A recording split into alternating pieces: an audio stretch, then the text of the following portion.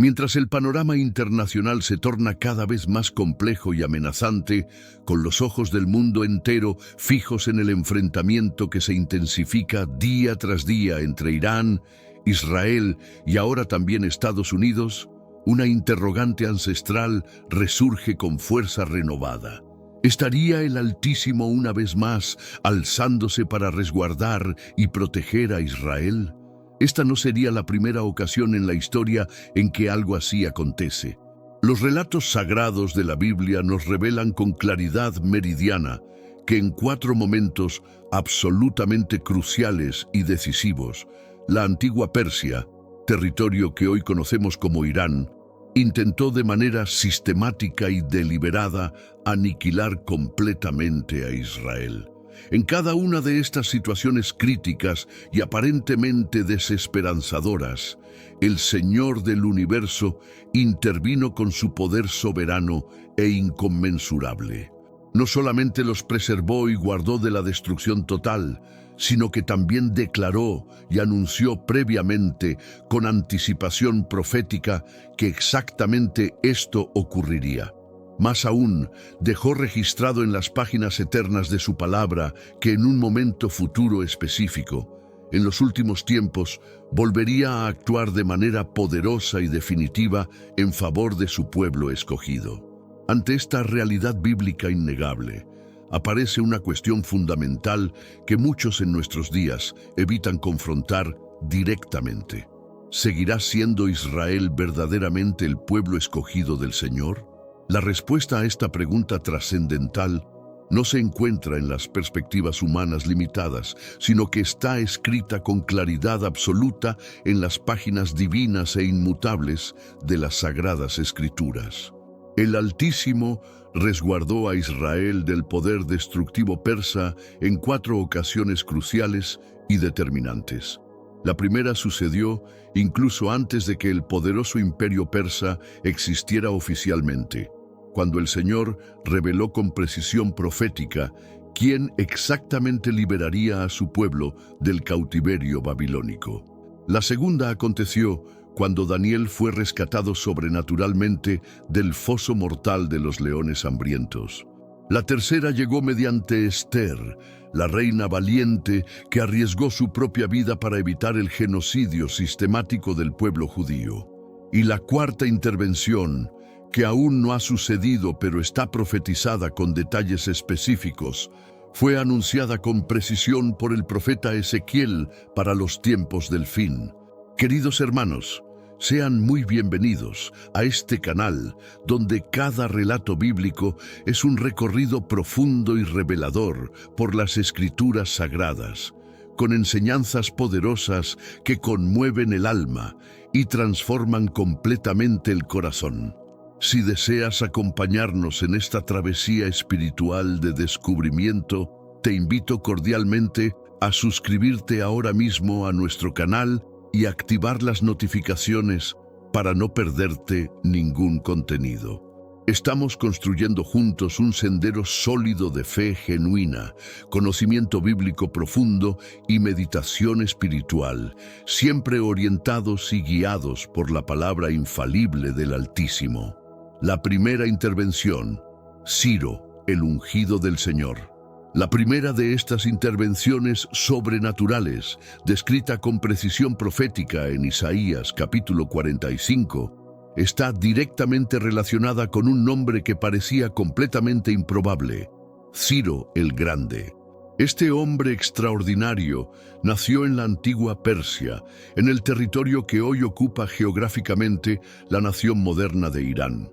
Era hijo de Cambises I y de la princesa Mandana, perteneciente al linaje real de los medos.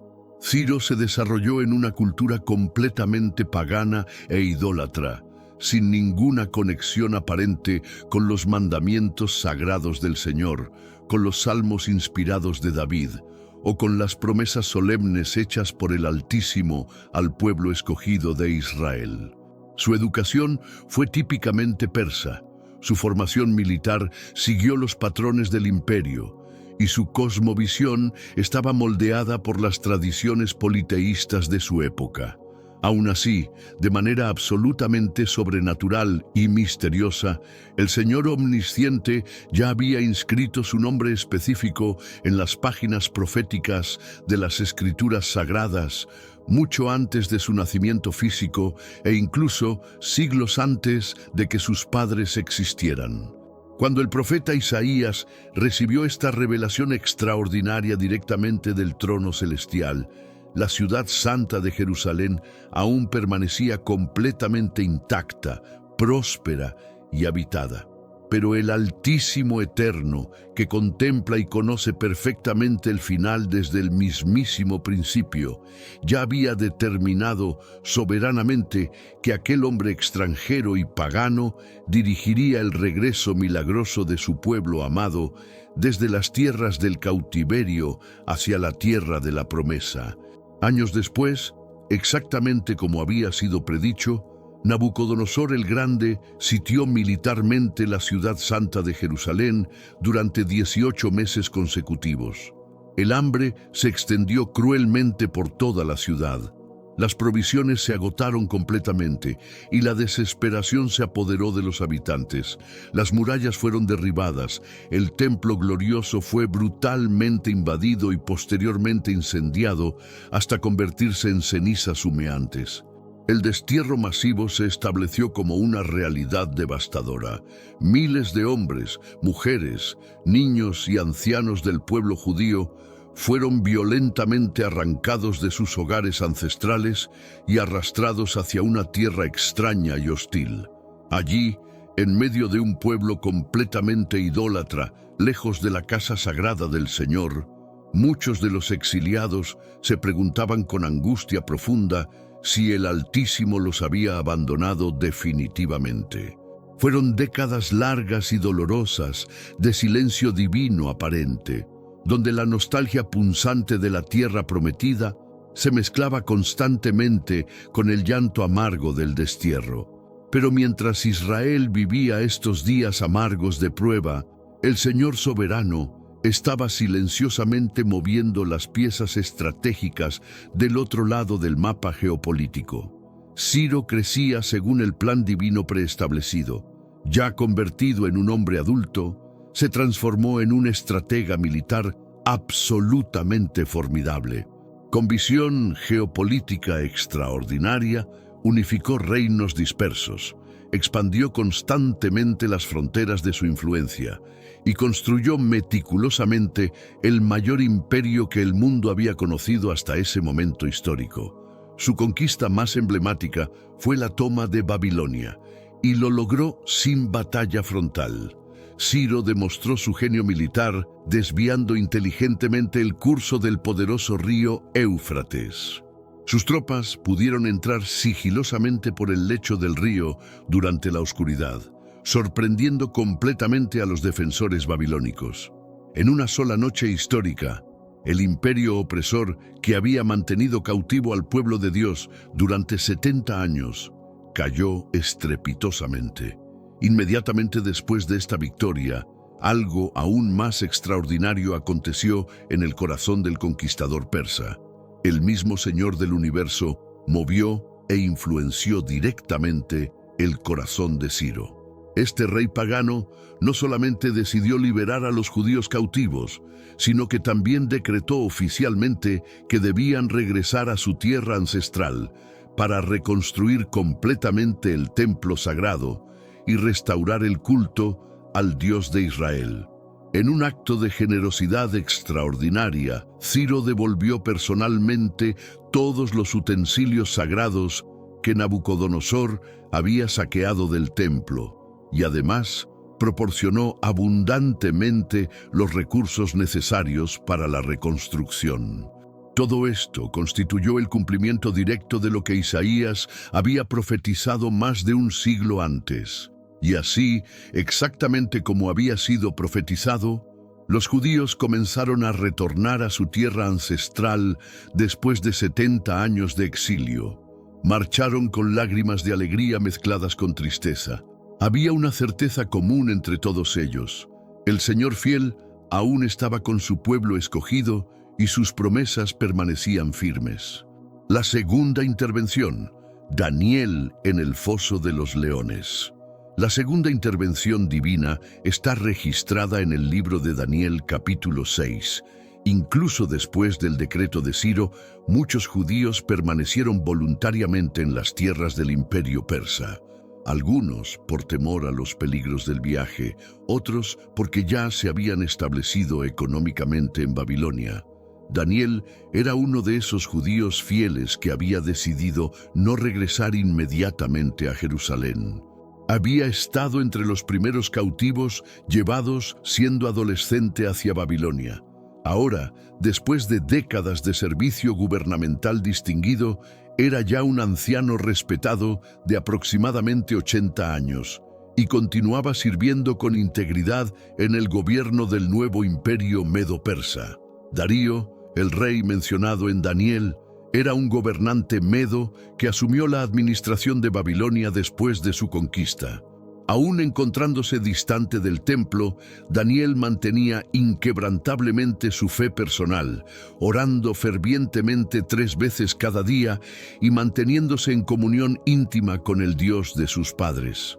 La fidelidad ejemplar de Daniel generaba envidia profunda entre algunos colegas gubernamentales. Estos hombres ambiciosos deseaban derribarlo de su posición, pero después de investigar meticulosamente su conducta, sabían que no encontrarían ninguna falla en su comportamiento intachable. Por esta razón, decidieron estratégicamente atacar el único aspecto que sabían jamás comprometerían: su fe inquebrantable al Dios de Israel. Con astucia calculada, convencieron al rey Darío para firmar un decreto que prohibía cualquier petición u oración dirigida a cualquier dios u hombre, excepto únicamente al rey, durante 30 días consecutivos. Cualquier persona que desobedeciera sería lanzada al foso de los leones hambrientos. Según las leyes de los medos y persas, una vez sellado, el decreto se volvía absolutamente irrevocable e inmutable.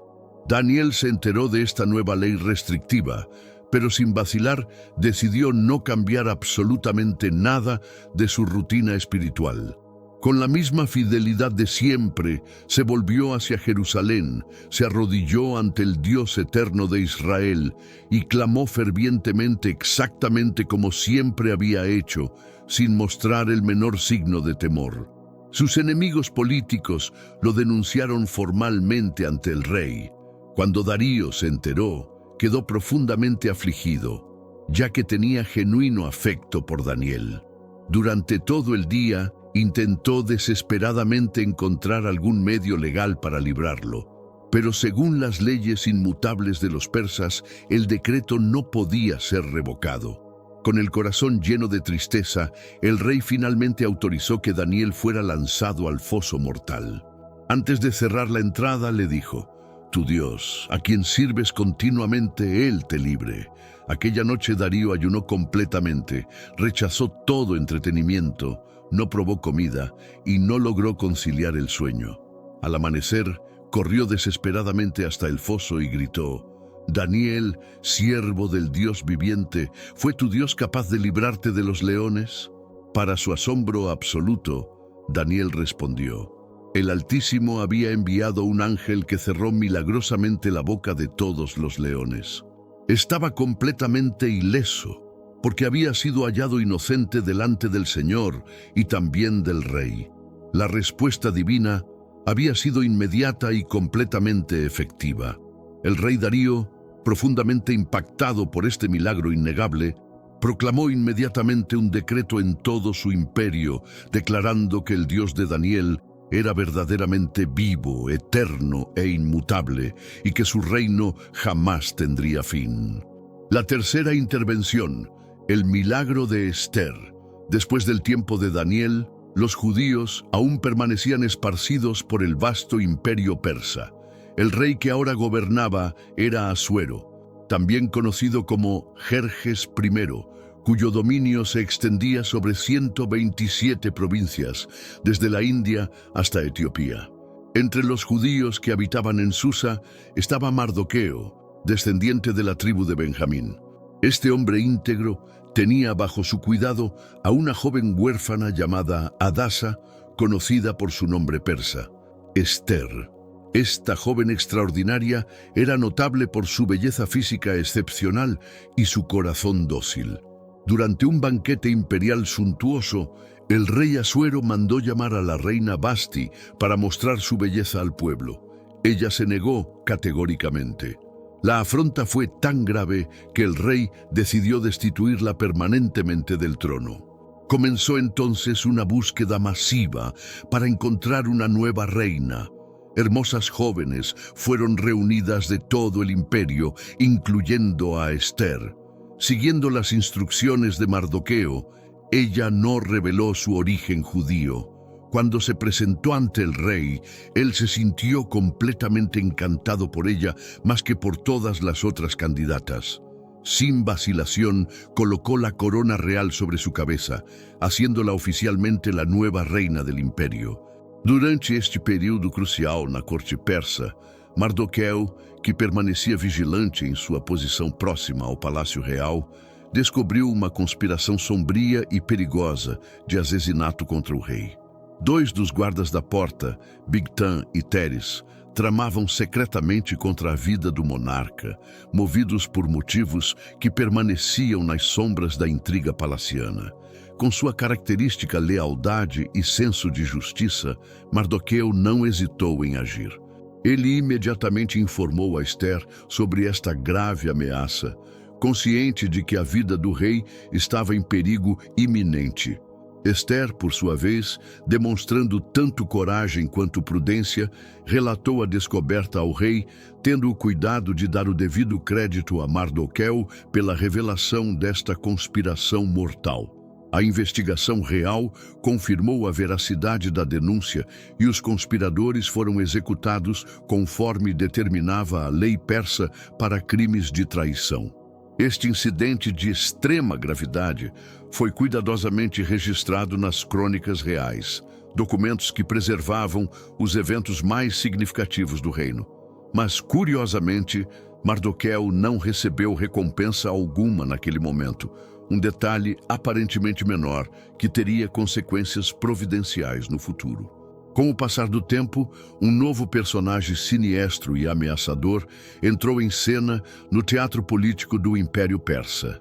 Amã, descendente direto de Agag, o antigo rei dos Amalequitas, que havia sido o inimigo histórico e implacável de Israel desde os tempos de Moisés no deserto. Esta linhagem carregava consigo séculos de ódio ancestral contra o povo escolhido de Deus.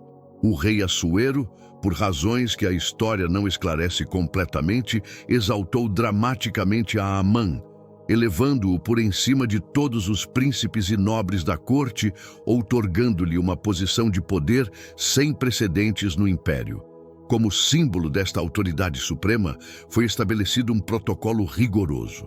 Todos os servos do rei, desde os mais humildes até os mais elevados funcionários, deviam prostrar-se reverentemente ante Amã sempre que ele passasse. Contudo, havia uma exceção notável e provocativa. Mardoqueu, fiel aos seus princípios espirituais mais profundos e à sua convicção religiosa inabalável, recusava-se terminantemente a dobrar os joelhos diante de qualquer homem, reservando esta honra exclusivamente para o Deus de Israel.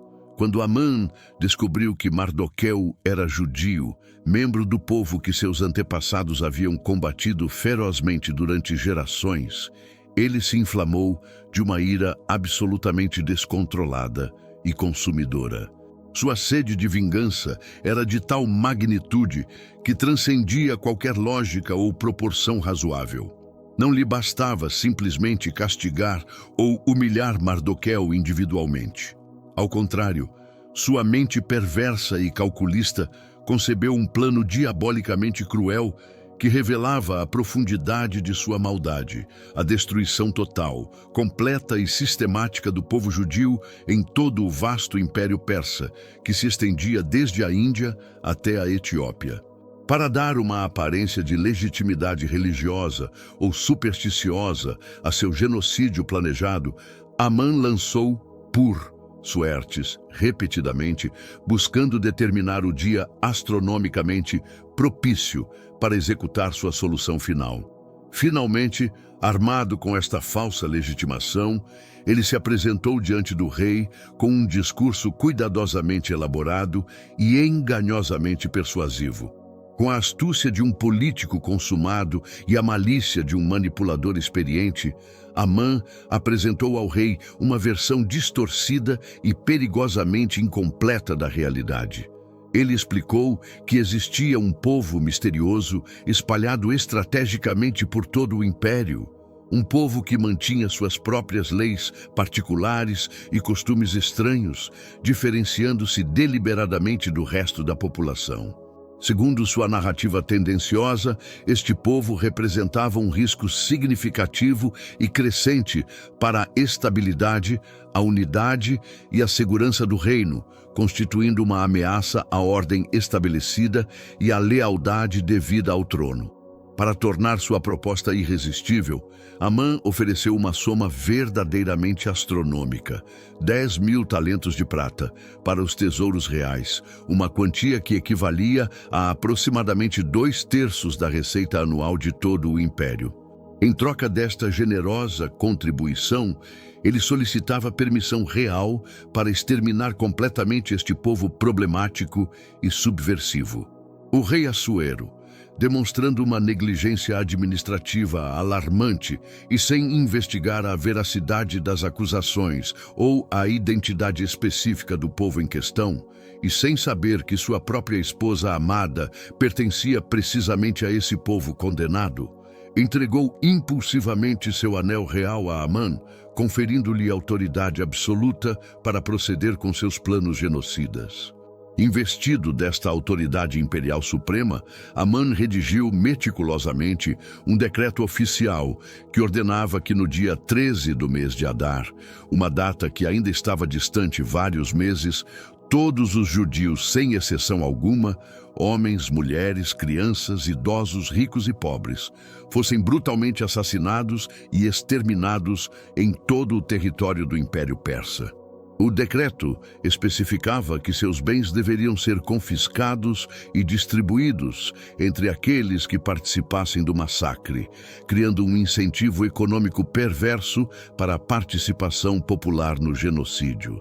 Este documento mortal foi traduzido para todos os idiomas do Império e distribuído através do eficiente sistema de comunicação persa, espalhando-se rapidamente como um incêndio destrutivo por todas as 127 províncias, desde a Índia até a Etiópia. A reação do povo judio foi absolutamente devastadora. Comunidades inteiras entraram em luto profundo e inconsolável.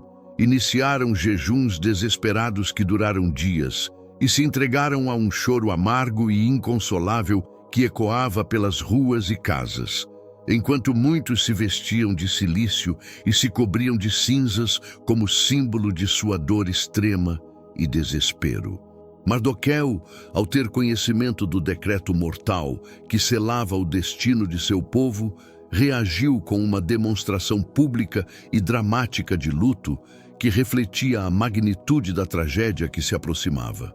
Ele imediatamente se vestiu de cilício áspero e se cobriu de cinzas, símbolos tradicionais de luto profundo e penitência, dirigindo-se com determinação até a entrada do Palácio Real, onde começou a clamar em alta voz com gritos que expressavam tanto seu dolor quanto sua indignação.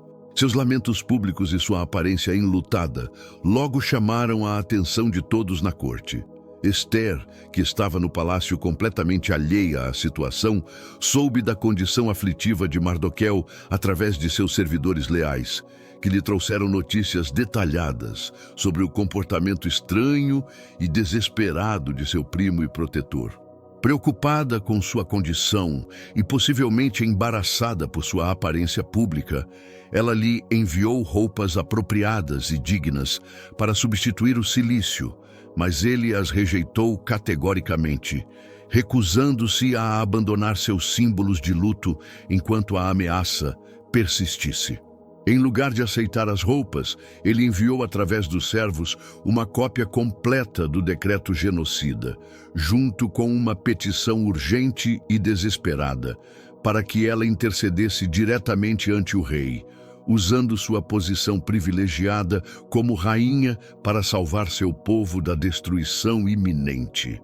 Esther respondeu com temor genuíno e compreensível, explicando detalhadamente as complexidades e perigos extremos de sua situação.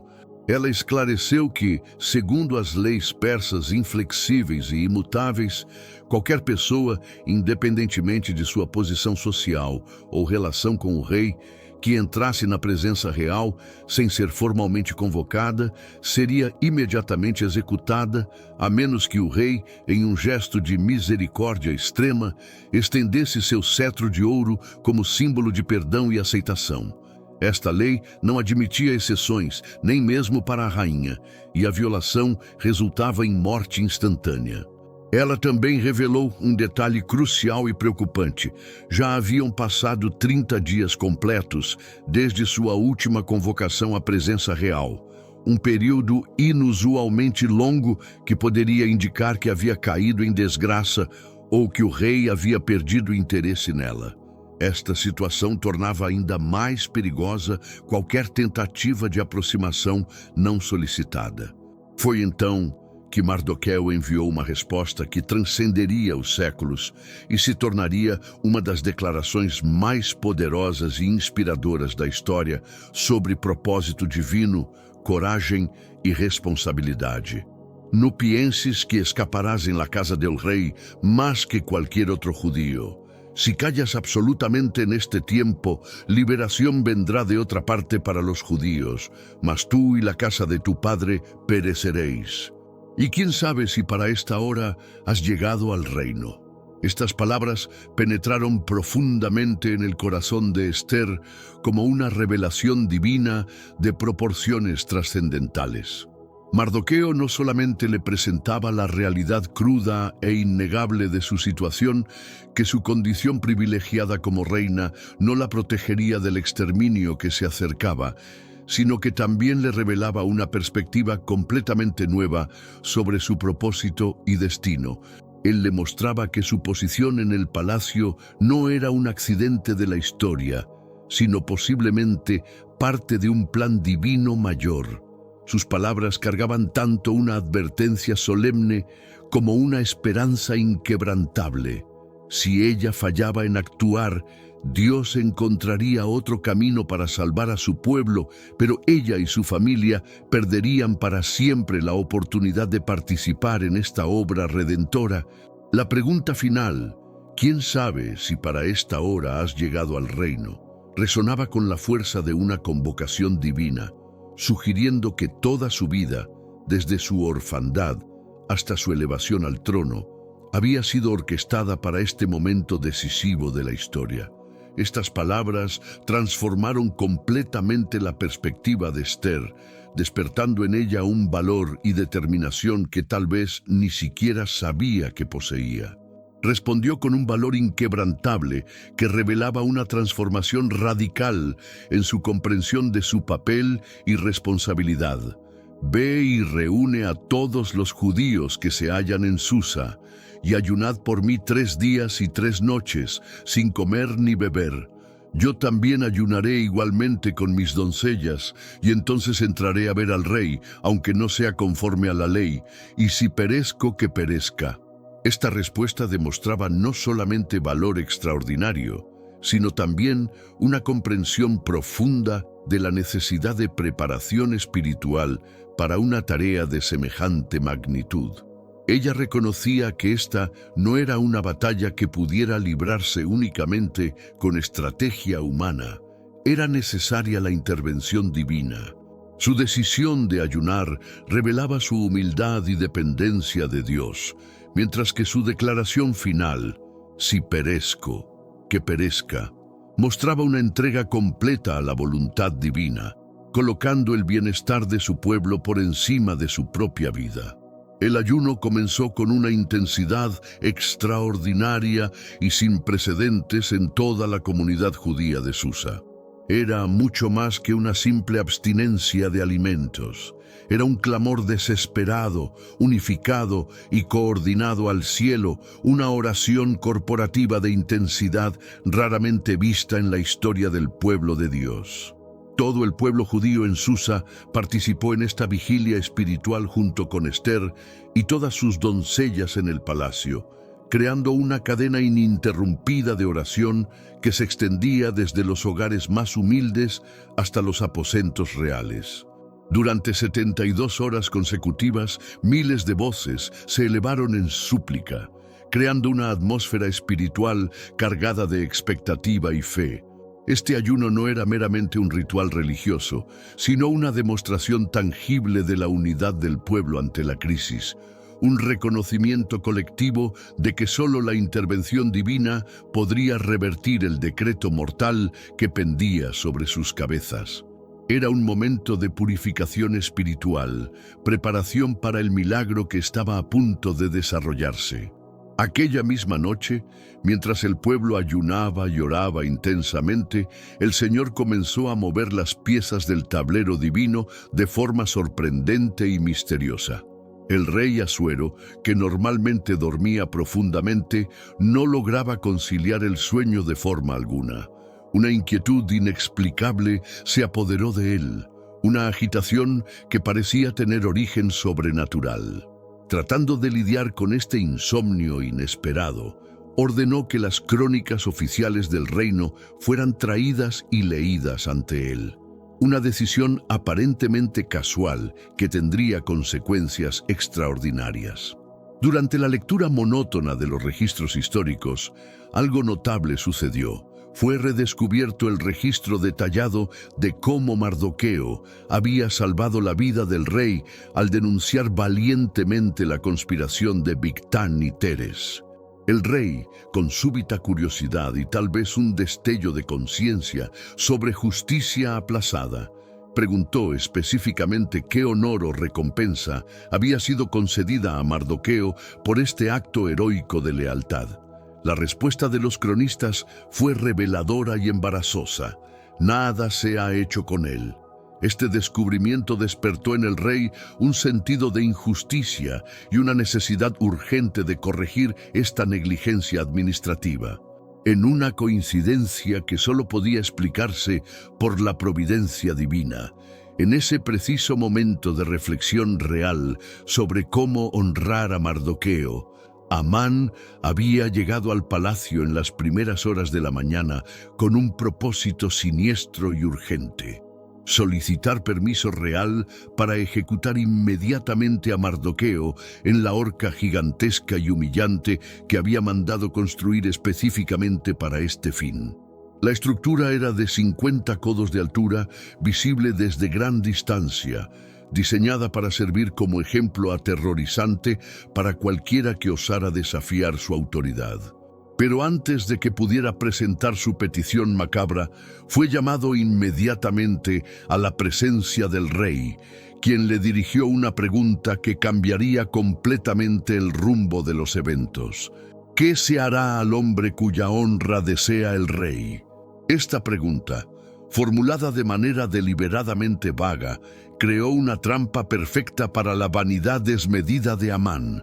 Amán, completamente dominado por su vanidad patológica y narcisismo descontrolado, asumió automáticamente que el rey se refería a él, pues no podía imaginar quién más podría ser considerado digno de honores reales.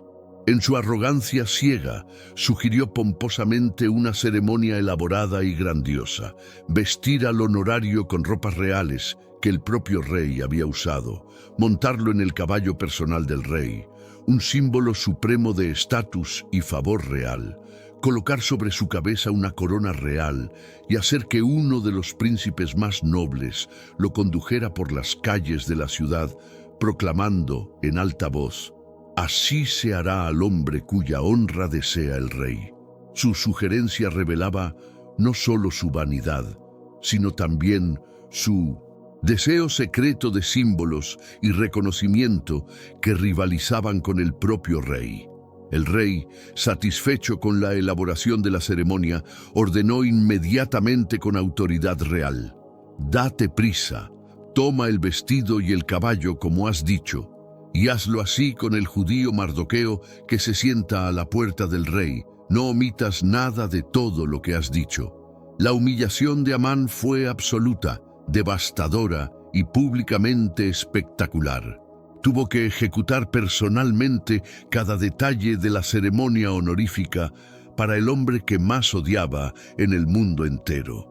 Tuvo que vestirlo con sus propias manos, con las ropas reales, ayudarlo a montar en el caballo del rey y liderar el cortejo por las calles de Susa, proclamando en alta voz los honores de Mardoqueo ante miles de espectadores. Cada paso de esta ceremonia era una tortura psicológica para su orgullo herido.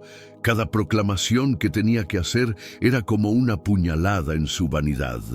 Después del desfile humillante, cuando regresó a su casa abatido y avergonzado y relató detalladamente lo ocurrido a su esposa Ceres y a todos sus amigos, ellos le dijeron con una percepción profética que revelaba su comprensión de la naturaleza especial del pueblo judío: «Si de la descendencia de los judíos es este Mardoqueo, delante de quien has comenzado a caer, no lo vencerás, sino que caerás, por cierto, delante de él». Estas palabras resonaban con el peso de una sentencia divina, reconociendo que luchar contra el pueblo escogido de Dios era una batalla perdida desde el principio. Llegó finalmente el día del banquete, cuidadosamente preparado por Esther, un evento que marcaría el clímax de esta saga extraordinaria. Después de completar rigurosamente su ayuno de 3 días y 3 noches, período durante el cual se había preparado espiritualmente para la tarea más importante de su vida, Esther se vistió con sus más hermosas ropas reales, cada detalle de su apariencia calculado para causar el máximo impacto positivo. Con un valor que desafiaba tanto la ley persa como la posibilidad de muerte instantánea, entró valientemente en el patio interior del Palacio Real sin ser convocada, un acto que podría haber resultado en su ejecución inmediata. En un momento de gracia divina absolutamente notable que demostraba claramente la mano de Dios operando en su favor, el rey inmediatamente extendió su cetro de oro, un gesto que no solo perdonó su vida, sino que también indicaba su favor y disposición para escucharla. Cuando el rey preguntó cuál era su petición, ofreciéndole hasta la mitad de su reino, Esther demostró sabiduría estratégica extraordinaria, no revelando inmediatamente el verdadero propósito de su visita. En cambio, invitó graciosamente al rey y a Amán a un banquete privado ese mismo día, y después a un segundo banquete al día siguiente, creando una atmósfera de intimidad y suspenso que prepararía el terreno para su revelación final. En el segundo banquete, después de haber creado el ambiente perfecto de confianza e intimidad, Esther finalmente reveló su identidad verdadera y presentó su clamor desesperado con una elocuencia que tocaría el corazón del rey. «Si he hallado gracia en tus ojos, oh rey, y si al rey place, séame dada mi vida por mi petición y mi pueblo por mi demanda, porque hemos sido vendidos, yo y mi pueblo, para ser destruidos, para ser muertos y exterminados. Si para siervos y siervas fuéramos vendidos, me callaría, pero nuestra muerte sería para el rey un daño irreparable». Sus palabras fueron cuidadosamente escogidas para maximizar el impacto emocional, revelando no solo su propia vulnerabilidad, sino también presentando la situación como una traición contra el propio rey, quien había sido engañado sobre la verdadera naturaleza del decreto genocida. La revelación de que su propia esposa amada estaba entre los condenados al exterminio golpeó al rey como un rayo. El rey, tomado por una ira incontrolable y una sensación de traición profunda, demandó inmediatamente: «¿Quién es y dónde está el que ha ensoberbecido su corazón para hacer esto?». La pregunta resonaba con furia real y una sed de justicia que no sería negada. Esther respondió con una acusación clara y devastadora, señalando directamente al hombre que estaba sentado a la mesa real. El enemigo y adversario es este malvado Amán. El momento de la revelación fue electrizante. El aire se cargó de tensión mientras la realidad de la situación se volvía clara para todos los presentes. Amán, que hasta pocos segundos antes se sentía seguro y privilegiado, vio instantáneamente su mundo desmoronarse completamente. El rey, tomado por una ira que lo dejaba prácticamente incapaz de hablar, se levantó abruptamente de la mesa y salió al jardín del palacio, necesitando aire fresco y espacio para procesar la magnitud de la traición que había descubierto. Amán, comprendiendo inmediatamente que su destino estaba sellado y que no había escapatoria posible, se lanzó desesperadamente sobre el lecho donde Esther estaba reclinada, suplicando misericordia con la urgencia de un hombre que veía la muerte acercándose rápidamente. Cuando el rey regresó del jardín y vio la escena comprometedora que se desarrollaba ante sus ojos, exclamó con indignación y furia absolutas: ¿Querrás también violar a la reina en mi propia casa? Esta pregunta resonó por todo el salón como una sentencia de muerte, pues el rey interpretó la desesperada súplica de Amán como un intento de agredir sexualmente a su esposa, el crimen más grave que se podía cometer contra la corona. Inmediatamente, los sirvientes del palacio cubrieron el rostro de Amán con un velo, una señal tradicional e inequívoca de condenación a muerte que se aplicaba a todos aquellos que habían sellado su destino con crímenes imperdonables. En ese momento crítico, Harbona, uno de los eunucos que servían al rey, mencionó oportunamente la horca gigantesca de 50 codos de altura que Amán había mandado construir específicamente para ejecutar a Mardoqueo, el mismo hombre que había salvado la vida del rey. Esta revelación añadió una dimensión adicional de ironía divina a la situación. El rey, sin vacilación alguna y con una justicia poética perfecta, ordenó inmediatamente: «Colgadlo en ella». La sentencia fue ejecutada de inmediato, y Amán pereció en el mismo instrumento de muerte que había diseñado para el justo, cumpliendo así el principio bíblico de que quien cava una fosa para otro, en ella misma caerá. Amán fue ejecutado en la misma horca que había construido maliciosamente para el justo Mardoqueo, una demostración dramática de la justicia divina que nunca falla en hacer que los malvados cosechen exactamente lo que sembraron. Como consecuencia inmediata de su ejecución, toda la casa y las posesiones de Amán fueron transferidas legalmente a Esther, convirtiéndola no solo en reina, sino también en una de las mujeres más ricas del imperio persa. Mardoqueo, por su parte, recibió el anillo real que previamente había pertenecido a Amán, simbolizando su elevación a la posición de primer ministro y conferenciándole autoridad absoluta para actuar en nombre del rey en todos los asuntos del Estado. Sin embargo, persistía un problema legal aparentemente insurmontable. Aunque el decreto original de exterminio no podía ser revocado según las leyes inmutables de los medos y persas, el rey, en un acto de sabiduría administrativa excepcional, permitió que Mardoqueo redactara un nuevo decreto complementario. Este segundo decreto otorgaba autorización oficial y completa a todos los judíos del imperio para defenderse activamente, organizarse militarmente y tomar las armas contra cualquiera que intentara ejecutar el decreto genocida original. Además, el nuevo decreto especificaba que los judíos tenían derecho legal a confiscar todos los bienes de sus atacantes, creando un incentivo económico para que los potenciales agresores reconsideraran sus intenciones. En el día fatídico, que había sido destinado originalmente para su exterminio total, el día 13 del mes de Adar, los judíos no solo sobrevivieron, sino que prevalecieron completamente y de manera espectacular sobre todos sus enemigos.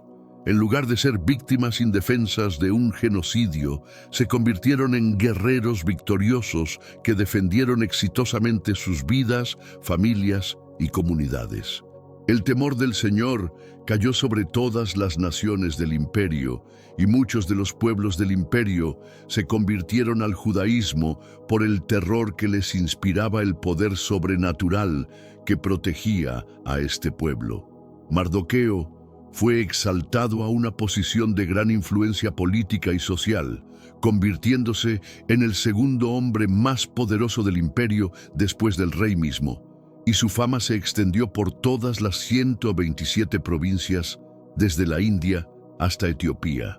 Para asegurar que este libramiento milagroso nunca fuera olvidado por las generaciones futuras, establecieron la celebración anual de Purim, una festividad que hasta el día de hoy conmemora eternamente la fidelidad inquebrantable del Altísimo y la victoria completa sobre aquellos que habían conspirado maliciosamente para lograr su destrucción total. Esta celebración incluye la lectura pública del libro de Esther, el intercambio de regalos, la distribución de caridad a los necesitados y un banquete festivo que recuerda la liberación extraordinaria que Dios proveyó a su pueblo en su hora más oscura. La cuarta intervención, la profecía de Ezequiel. En el período más sombrío y desesperanzador de toda la historia de Israel, cuando absolutamente todo parecía perdido para siempre y el futuro del pueblo escogido se veía completamente negro, el profeta Ezequiel, exiliado en las riberas del río Quebar en Babilonia, recibió una revelación extraordinaria y sobrenatural que se refería a un tiempo muy distante en el futuro, mucho más allá de su época. Jerusalén había sido completamente destruida por los ejércitos babilónicos. El templo sagrado había sido reducido a cenizas humeantes. La nación había sido dispersada a los cuatro vientos, y el pueblo vivía en cautiverio en tierra extranjera. Parecía que las promesas de Dios habían fracasado y que Israel como nación había llegado a su fin definitivo. Pero fue precisamente en este silencio aparente de Dios, en esta oscuridad espiritual que parecía absoluta, que el Señor habló con más fuerza y claridad que nunca antes, revelando sus planes futuros para su pueblo y para todas las naciones de la tierra. La cuarta intervención divina no ha acontecido todavía en la historia humana, pero ya está registrada con detalles específicos, geográficos y militares asombrosamente precisos en las páginas proféticas de Ezequiel, específicamente en los capítulos 38 y 39 de su libro. Esta intervención futura prometida sería exponencialmente más dramática, más visible a nivel mundial y tendría implicaciones globales que afectarían a todas las naciones de la tierra, no solamente a Israel. Vendría en los últimos días de la historia humana, en un tiempo cuando una coalición masiva y amenazadora de naciones se levantaría militarmente con intenciones genocidas contra Israel, repitiendo los patrones históricos de antisemitismo que han caracterizado la experiencia judía a lo largo de los milenios, pero esta vez a una escala completamente sin precedentes en la historia de la humanidad. El nombre de esta profecía resuena poderosamente entre los estudiosos bíblicos de todas las denominaciones. La guerra de Gog y Magog, un conflicto que marca el clímax de la hostilidad mundial contra Israel. Ezequiel vio en visión profética un escenario militar absolutamente aterrador. Una alianza poderosa y bien organizada, liderada por un líder misterioso llamado Gog, identificado como príncipe de Magog, marcharía con ejércitos enormes y bien equipados contra la tierra de Israel, con la intención expresa de borrarla del mapa. En esta descripción profética detallada, específicamente mencionada en esta coalición enemiga, está Persia, que corresponde geográficamente al Irán moderno, junto con otras naciones que incluyen a Etiopía, Libia, Gomer y Bet Togarma, formando una alianza internacional cuyo objetivo único sería la destrucción final de Israel. La precisión geográfica de esta profecía es notable, identificando naciones y regiones específicas que participarían en esta invasión final. Estos ejércitos combinados avanzarían hacia Israel como una nube oscura y amenazadora, cubriendo literalmente el suelo de la tierra prometida con su multitud innumerable. Sería una invasión completamente sin precedentes en la historia militar mundial, con Israel aparentemente en una condición de vulnerabilidad extrema, descrita proféticamente como una nación sin muros, viviendo en una sensación aparente de seguridad y prosperidad, completamente desprevenida ante la destrucción masiva que se aproximaría desde múltiples direcciones. La descripción sugiere que Israel estaría en un período de relativa paz y prosperidad económica, lo que haría la invasión aún más sorprendente y devastadora desde una perspectiva humana. Los atacantes vendrían motivados por el deseo de tomar botín y hacer presa, sugiriendo que Israel habría alcanzado un nivel de prosperidad que despertaría la codicia internacional. Pero entonces, en el momento culminante, cuando todo pareciera sellado y la destrucción de Israel fuera inevitable desde cualquier perspectiva militar humana, el Altísimo mismo intervendría directamente desde el cielo de una manera que no tendría precedente en toda la historia humana. La descripción profética es absolutamente impresionante y aterradora. En aquel tiempo, cuando venga Gog contra la tierra de Israel, dijo Jehová el Señor, subirá mi furor y mi enojo. La respuesta divina sería inmediata, visible a nivel mundial, y completamente devastadora para todos los ejércitos atacantes. No habría gradualidad en esta intervención. Sería instantánea y absoluta, demostrando al mundo entero que Israel sigue siendo el pueblo escogido de Dios y que Él cumple sus promesas covenantales sin falta. Terremotos masivos de magnitud sin precedente sacudirían toda la región del Medio Oriente, causando destrucción generalizada entre las fuerzas invasoras. Una confusión sobrenatural se apoderaría de los ejércitos invasores, causando que se volvieran unos contra otros en una batalla fratricida que los destruiría desde adentro. Fuego y azufre caerían directamente del cielo como en los días de Sodoma y Gomorra, pero esta vez a una escala global y con una intensidad que superaría cualquier fenómeno natural conocido.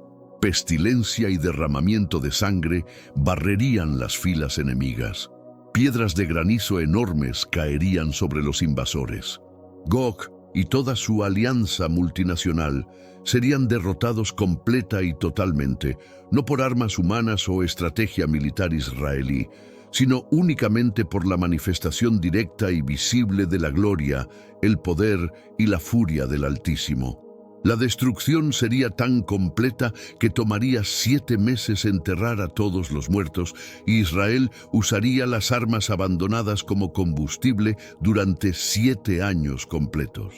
Esta profecía, según el consenso de muchos estudiosos bíblicos serios de diversas tradiciones interpretativas, aún no se ha cumplido en ningún evento histórico conocido. Pero al observar cuidadosamente el panorama geopolítico actual del Medio Oriente, especialmente la hostilidad creciente e implacable del Irán moderno, la antigua Persia profética, contra Israel, expresada a través de amenazas públicas de destrucción, el desarrollo de armas nucleares, el financiamiento de grupos terroristas proxy como Hezbollah y Hamas, y la formación de alianzas militares con Rusia y otras naciones hostiles a Israel.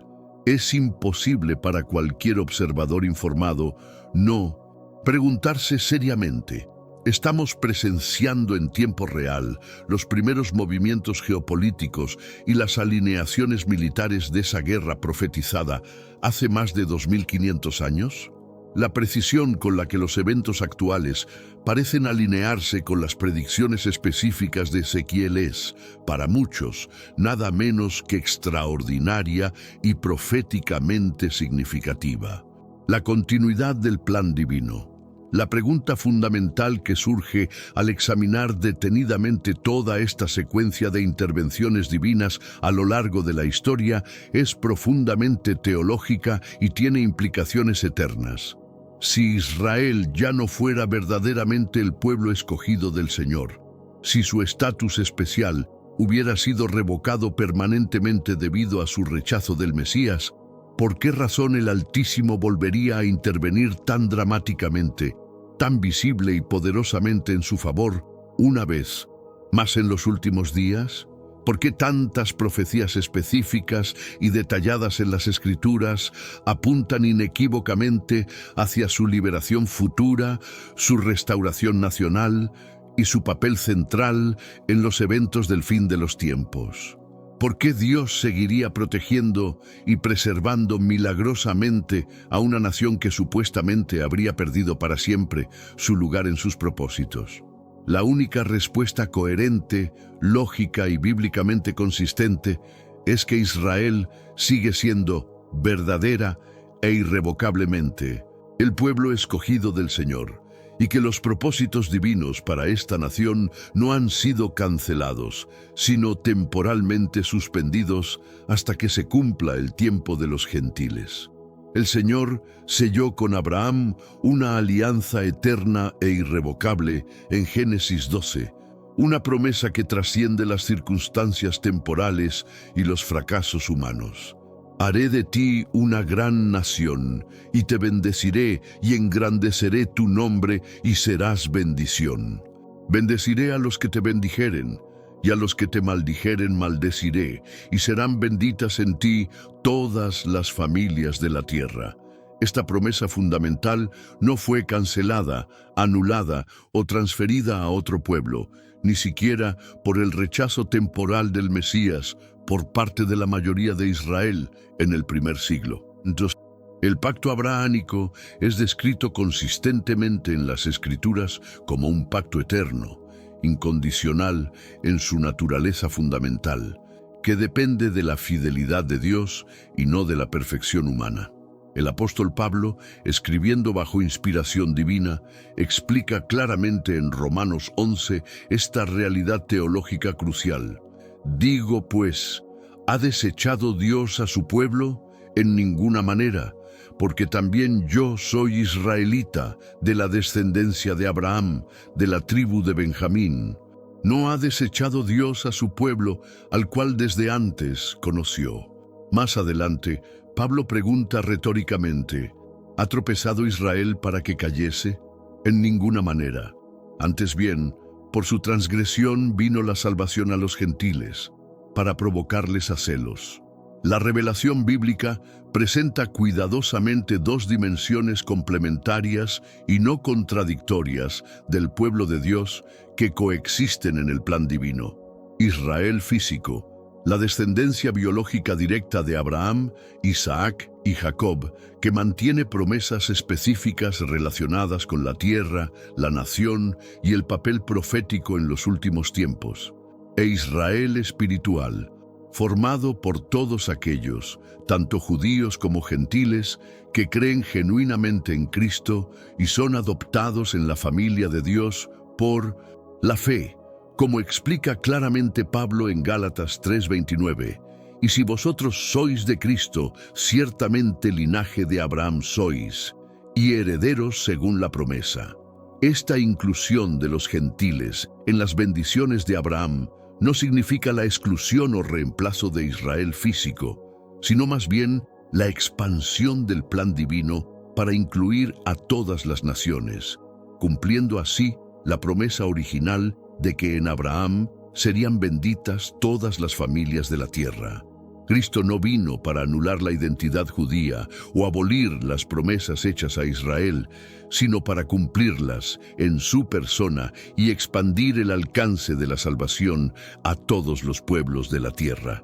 Al derribar sobrenaturalmente la pared intermedia de separación entre judíos y gentiles a través de su sacrificio en la cruz, unificó ambos grupos étnicos en un solo cuerpo espiritual, sin eliminar sus identidades distintivas o las promesas específicas hechas a cada grupo.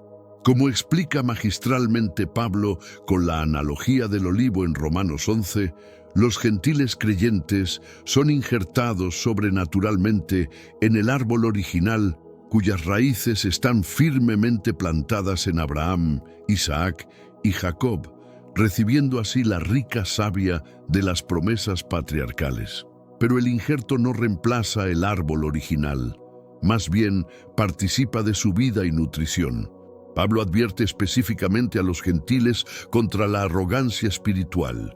No te jactes contra las ramas, y si te jactas, sabe que no sustentas tú a la raíz, sino la raíz a ti.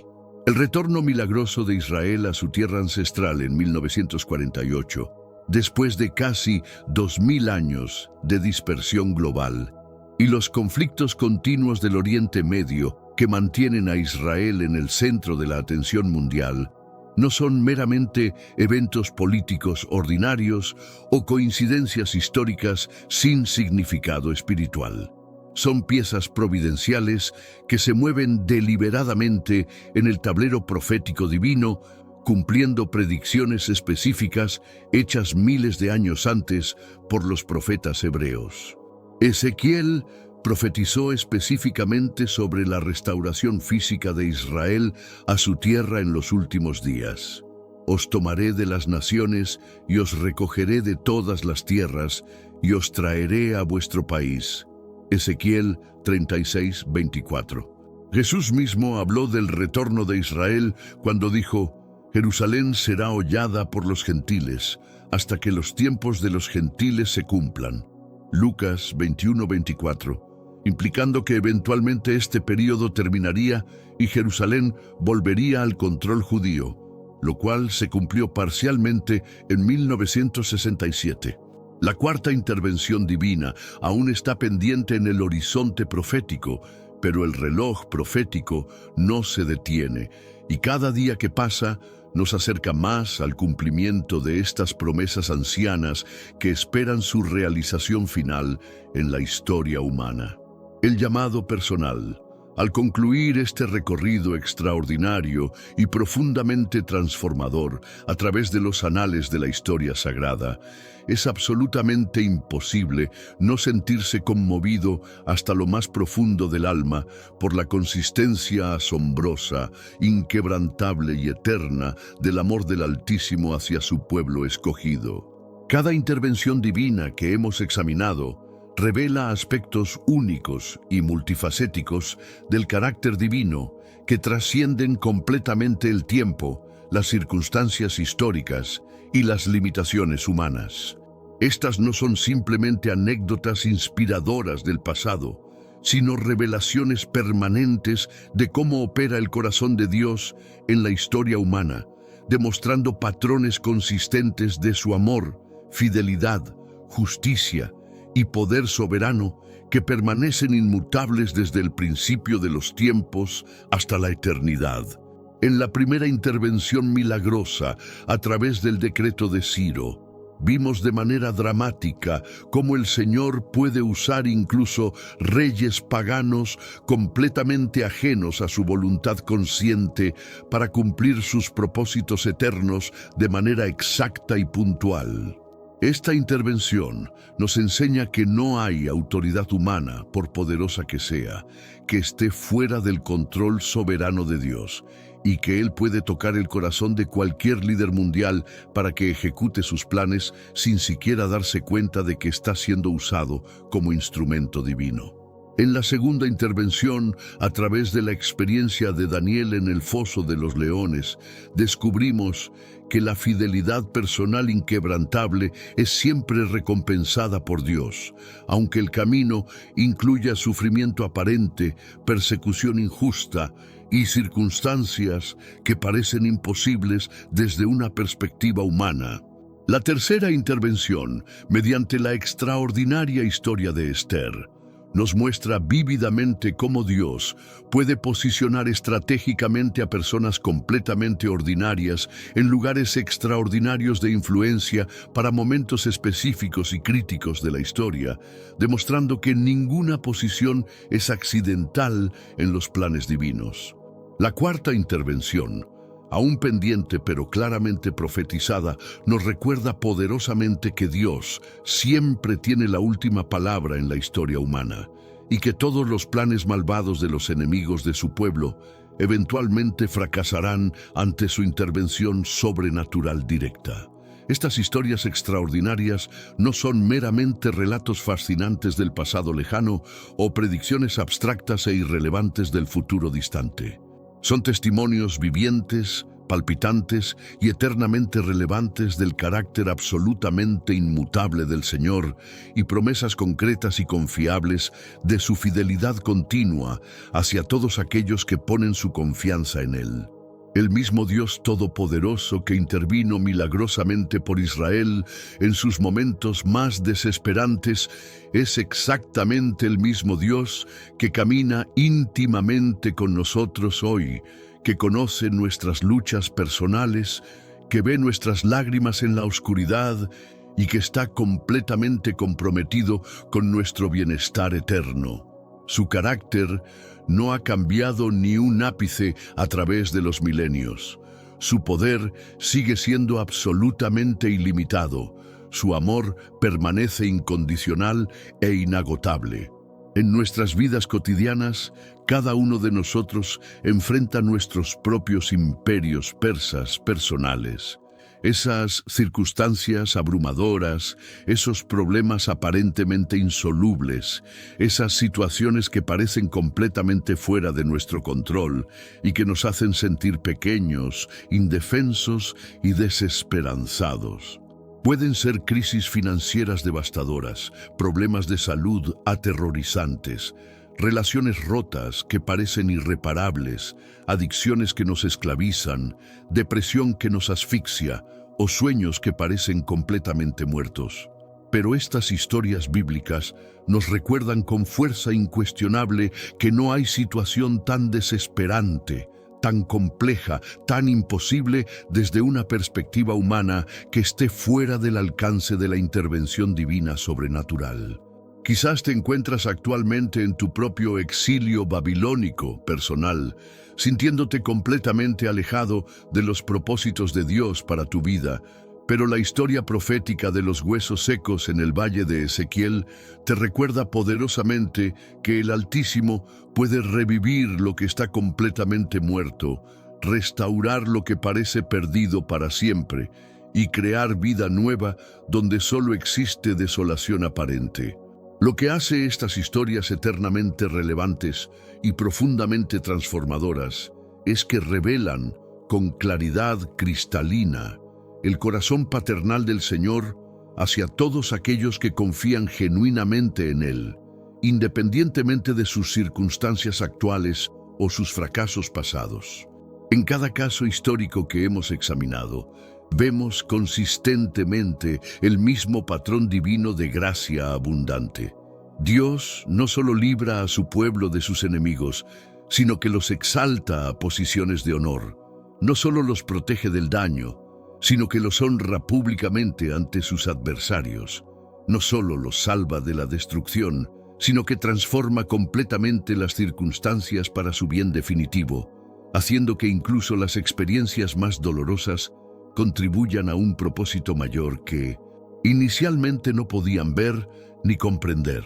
Las 4 intervenciones divinas también nos enseñan lecciones profundas y prácticas sobre el tiempo perfecto de Dios, una dimensión de su carácter que frecuentemente nos resulta difícil de comprender desde nuestra perspectiva humana limitada.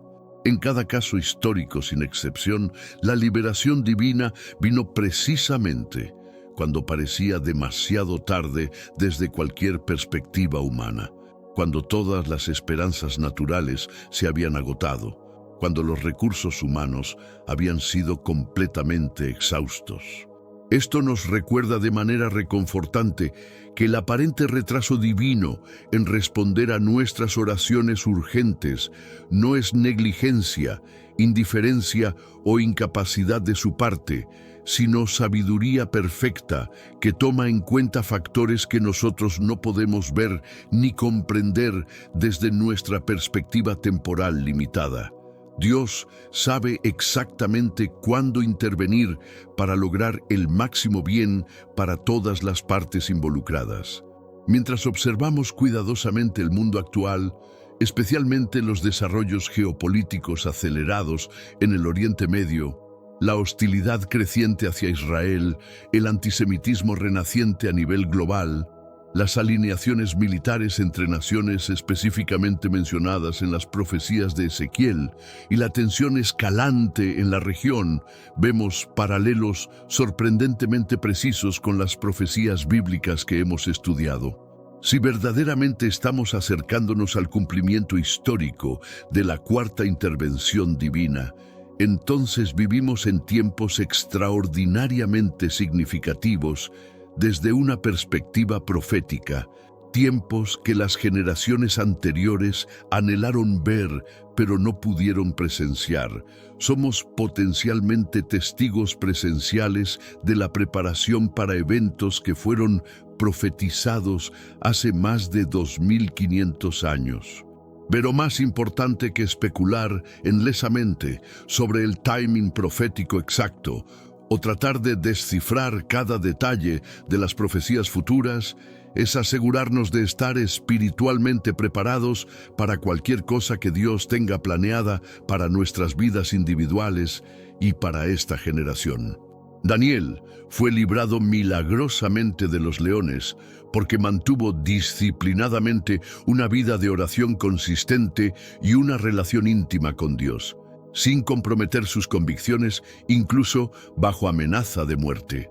Esther fue usada poderosamente por Dios para salvar a toda su nación, porque estaba dispuesta a arriesgar absolutamente todo, incluyendo su propia vida, por el bienestar de su pueblo. Los judíos que regresaron valientemente del exilio con Ciro mantuvieron viva su esperanza en las promesas divinas durante décadas de aparente silencio de Dios, transmitiendo fielmente las profecías de generación en generación hasta que finalmente se cumplieron. No importa cuán oscuras, amenazadoras o desesperanzadoras parezcan las circunstancias actuales en nuestras vidas personales o en el mundo en general, cuán poderosos, organizados e implacables parezcan los enemigos de la verdad divina, o cuán estadísticamente improbable parezca la victoria del bien sobre el mal desde una perspectiva meramente humana. La historia sagrada nos enseña consistentemente que el Señor aparece precisamente cuando todo parece completamente perdido, cuando las probabilidades humanas son nulas, cuando los recursos naturales se han agotado, y trae victoria sobrenatural desde donde menos se espera, usando métodos que ninguna mente humana podría haber imaginado o planificado.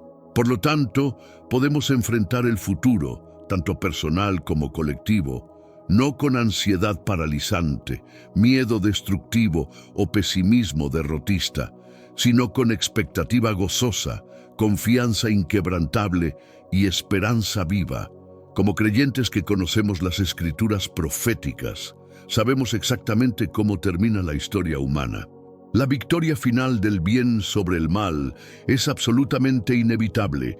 La justicia divina triunfará completamente sobre toda injusticia, y la gloria del Señor llenará toda la tierra como las aguas cubren el mar, cumpliendo así todas las promesas proféticas hechas a través de los siglos. La historia de las 4 intervenciones divinas no es solamente historia antigua fascinante para académicos o profecía futura abstracta para teólogos especializados. Es la historia continua, viva y presente del amor absolutamente inmutable del Señor hacia todos los que ponen su confianza completa en Él, independientemente de su trasfondo étnico, su historia personal o sus circunstancias actuales. Es su historia eterna de fidelidad. Es nuestra historia personal de redención. Es la historia de toda la humanidad moviéndose hacia el cumplimiento final de los propósitos divinos. Y lo más emocionante y esperanzador es que lo mejor de todo está aún por venir en el futuro glorioso que Dios ha preparado. Por eso te invito una vez más con toda sinceridad y urgencia. Si este mensaje ha tocado profundamente tu corazón, si estas verdades bíblicas han despertado algo significativo en lo más profundo de tu espíritu, si has sentido la presencia de Dios hablándote a través de estas historias sagradas, no dejes que este momento crucial pase sin una respuesta decisiva de tu parte. Suscríbete inmediatamente a nuestro canal para continuar este viaje transformador de descubrimiento bíblico y crecimiento espiritual.